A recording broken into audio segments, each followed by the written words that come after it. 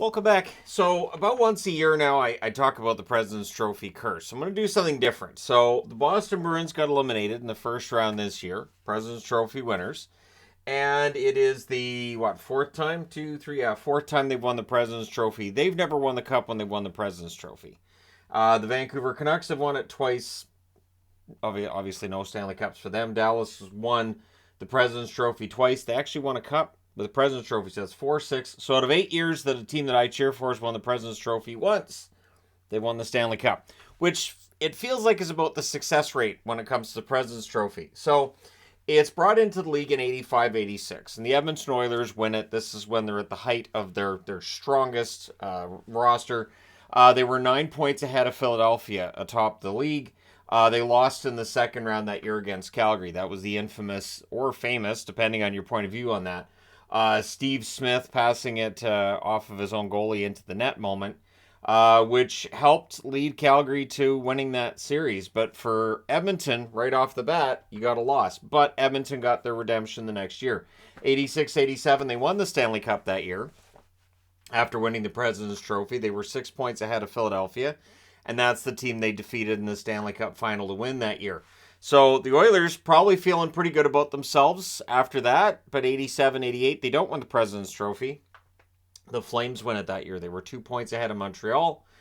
They lost in the second round against the Edmonton Oilers that year. So the Oilers get their revenge 2 years later. The Oilers go on and they win the Stanley Cup, and then Gretzky ends up in LA.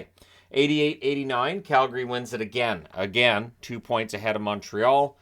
They won the Stanley Cup over Montreal that year. Actually won it in Montreal, which is a rarity. And so that's 2 Stanley Cup winners in 4 years. What curse? The way that the 80s end, four times it's won, all times by Canadian teams, all of them in Alberta. There you go. It migrates out of Alberta in 89-90. It goes to Boston. Boston finished 2 points ahead of Calgary, and then they lost in the Stanley Cup final against Edmonton that year. A storyline that they'd gone through in 88 as well. 90-91, it is Chicago that wins it that year, only 1 point clear of St. Louis. That was a fight right down to the last night of the season, and then they lost in the first round, did the Blackhawks against the Minnesota North Stars in the first round.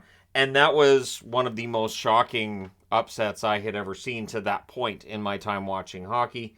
But the Blackhawks were very good in the early 90s. 91-92, it is the New York Rangers who win the President's Trophy. They were 7 points clear of Washington and Detroit atop the league. They lost in the second round against Pittsburgh, however, as Pittsburgh was on their way to their second straight Stanley Cup win over Chicago in that final that year. So for the Rangers, we're still hearing 1940 chants and things about how this team's never going to win. They would, though, not too long after. And that is the storyline with these teams. So the Oilers, they win the President's Trophy. They lose in the playoffs. They win the Stanley Cup a year later. The Flames, they win it, and then they win the Stanley Cup a year later. Boston is the exception. Chicago, kind of an exception as well. But the Rangers win the Stanley Cup in 92. Then it goes the other way. After winning back-to-back Stanley Cups in 92-93, Pittsburgh looked way better than they did in 91 or 92 going into the playoffs.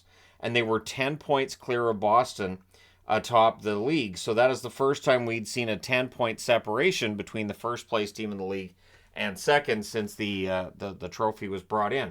But they would lose in the second round against the Islanders as all of the third-place teams got through and got to the conference final in what was just upset after upset, those playoffs.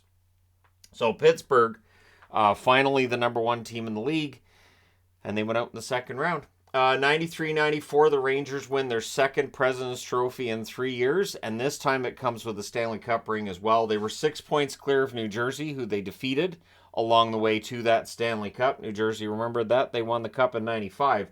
Interestingly enough, New Jersey has never won the President's Trophy. So, 94-95, lockout shortened season and all. Detroit wins the President's Trophy that year. It's their first President's Trophy of what would be a lot. That's why I'm wearing Detroit.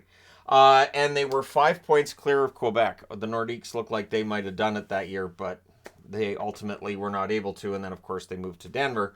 But the Detroit Red Wings, they lose in the final against New Jersey. New Jersey just shoved them aside, made it look relatively easy. So 95-96, Detroit wins again. They win another President's Trophy, 27 points clear of Colorado, who would then defeat Detroit in the conference final that year.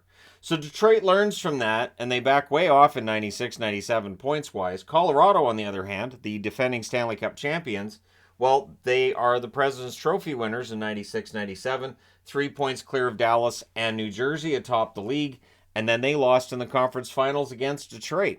So Detroit and Colorado switch spots, and Detroit goes on to win the Stanley Cup in 97. So they won back-to-back President's Trophies.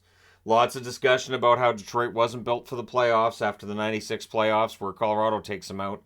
And then in 97, they silence any doubters by winning the Stanley Cup. 97, 98, Detroit would win their second straight Stanley Cup. They're not President's Trophy winners, though. That goes to Dallas, who was 2 points ahead in New Jersey. And then Dallas lost in the conference final against Detroit. In 98, 99, Dallas wins it again. So back-to-back years there.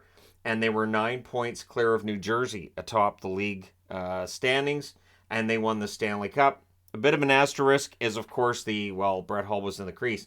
But a bigger asterisk at the time seemed to be, they didn't have to go through Detroit. If they'd had to play Detroit in the playoffs, they wouldn't have got that far. But as a Dallas fan, I didn't really care. 99-2000, St. Louis with their one President's Trophy. They were 6 points ahead of Detroit. There was a lot of hype around them, and then they lost in the first round against San Jose. So St. Louis had gone out. They'd spent some money. They had some really expensive contracts. They had a really good lineup, and then San Jose just beat them in the first round. 2000-2001, it is Colorado back to the top of the league. Second time in 4 years. They were 7 points clear of Detroit and New Jersey atop the league, and they won the Stanley Cup that year. So again, you've got a Stanley Cup win in 99, a Stanley Cup win in 2001. You've got a Stanley Cup win in 94. Not really any talk of jinxes and all that. And I'll discuss why I think that this has become more and more of an issue. So 2001, 2002, Detroit finishes 15 points ahead of the Boston Bruins atop the league, and Detroit wins the Stanley Cup. And so that is the widest margin atop the league. So Detroit ends up in the conversation for the best teams ever because they win a Stanley Cup. They're way clear of everybody else during the regular season. And then you just look at their roster. It's fantastic. But 02-03, it is Ottawa's turn atop the league. So this is the first time we had a President's Trophy winner in Canada since 1989. So been a long time since we had a President's Trophy winner out of Canada. And they were 2 points ahead of Dallas. Those Sens were that year. They lost in the conference final against New Jersey. Fantastic conference final there. And really, that was a year that Ottawa emerged from this shadow that had been cast over them, usually by Toronto, where they just could not get very far in the playoffs. 2003-2004, Detroit finishes atop the league again, 3 points clear of Tampa Bay, who would win the Stanley Cup that year. Detroit loses in the second round against Calgary. So Calgary going on to the Stanley Cup final where they would lose against Tampa Bay, and Detroit bowing out in the second round. 05-06, so we go through 04-05, we don't have a season. 05-06, Detroit wins it again. They finish 11 points ahead of Ottawa atop the league, and then they lost in the first round against Edmonton. So again, we get into the discussion about, Detroit when they're number one. Are they really though? Are they past that time? Do they need to do something to fix this? 06-07, Buffalo makes their lone appearance on the board. They were tied with Detroit atop the division. So Detroit almost ends up with 4 straight President's Trophy wins. And then Buffalo loses in the conference final against Ottawa. Again, great series there. 07-08, Detroit does win it that year. 7 points clear of San Jose atop the league as San Jose is starting to get a lot better. And Detroit wins the Stanley Cup in 2008. So another Stanley Cup win. They're the only team who has had multiple Stanley Cup wins to go with President's Trophy. So winning the President's Trophy, not a jinx for Detroit. That is the last time they won it, was 2008. 08-09, it is San Jose's turn atop the league. They're 1 point clear of Boston, so Boston almost ends up on the board again. Not that Boston goes very far in the playoffs. San Jose lost in the first round against Anaheim that year. So the President's Trophy winner losing in the first round becomes a bit more of a thing going forward. 09-10, it happens again. This time it's Washington who are victims in the first round, and it's Jaro Halak with that ridiculous run he had.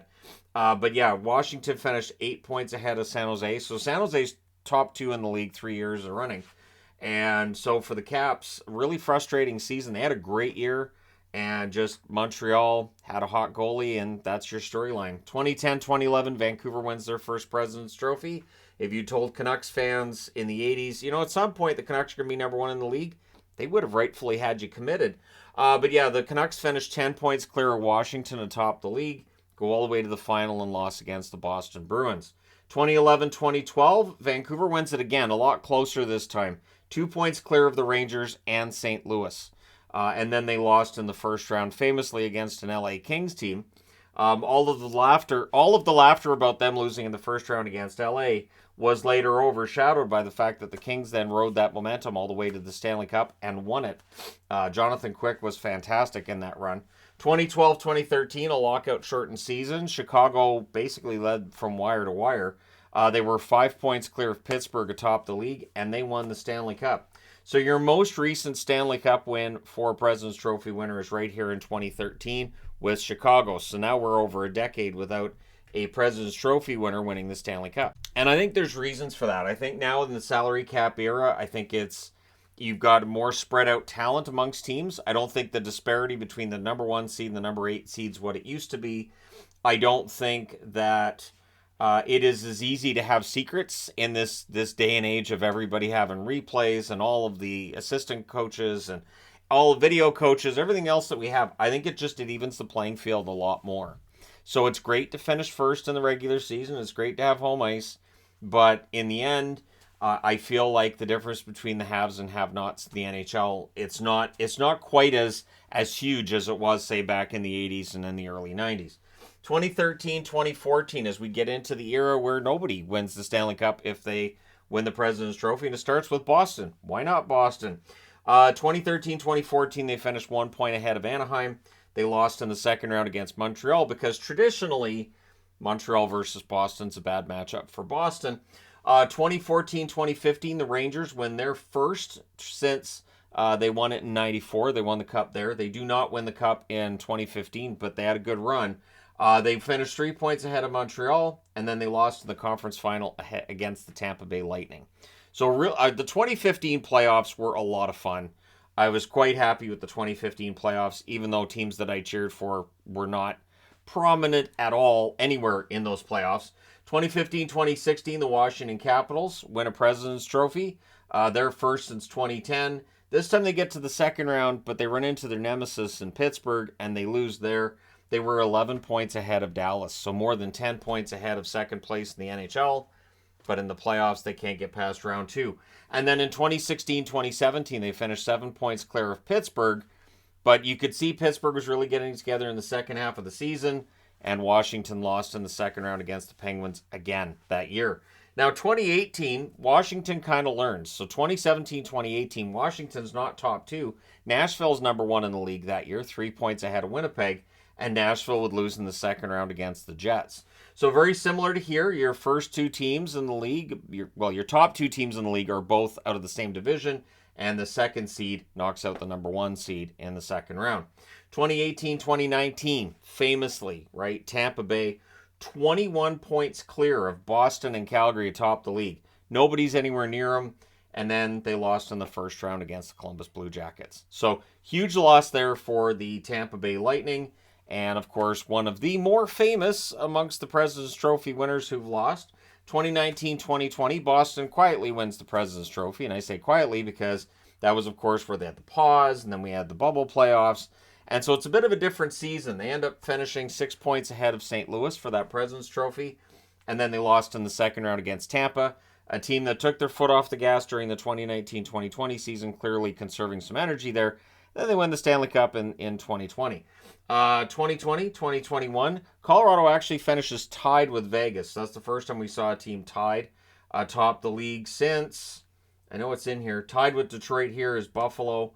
So tied with Vegas is Colorado, and then Colorado loses in the second round against Vegas. So again, you've got teams that meet up in the playoffs relatively early, who are close atop the standings, and the team that wins on the tiebreaker ends up being the team that loses technically to that number 2 seed.